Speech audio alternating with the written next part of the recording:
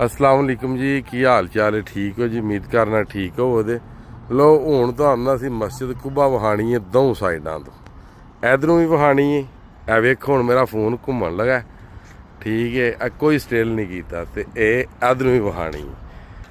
ये हुण तुसां दसना जनाब है की गल है।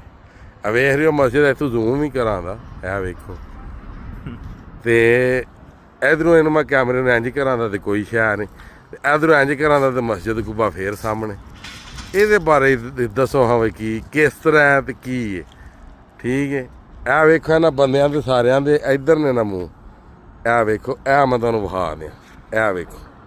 ਠੀਕ ਹੈ, ਹੁਣ ਇਹਨਾਂ ਦੀ ਬੈਗ ਤੋਂ ਮੈਂ ਵਿਖਾਣਾ, ਤੁਸੀਂ ਮੂੰਹ ਇੰਝ ਹੀ ਰੱਖਣਾ, ਫੇਰਨਾ ਨਹੀਂ।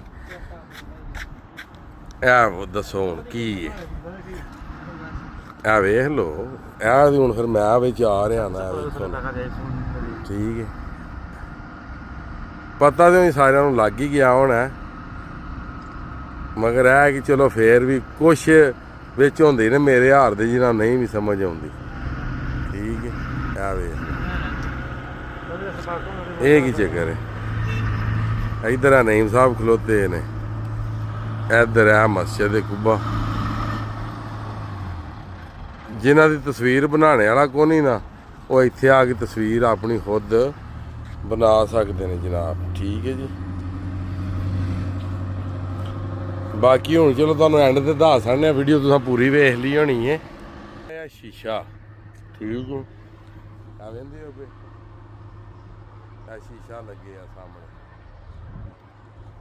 तो शीशा उन्हें इस डायरैक्शन ते लाया है कि जिहड़ी मस्जिद है ना वो पूरी नज़र आवे। हुण मैं फ्रंट कैमरे ते मस्जिद पिछों नज़र आ रही है। ठीक है, तो हूँ इधर किया तो मस्जिद इधरों नज़र आ रही। ठीक है जी, बाकी अल्लाह हाफिज़, फी मान अल्लाह।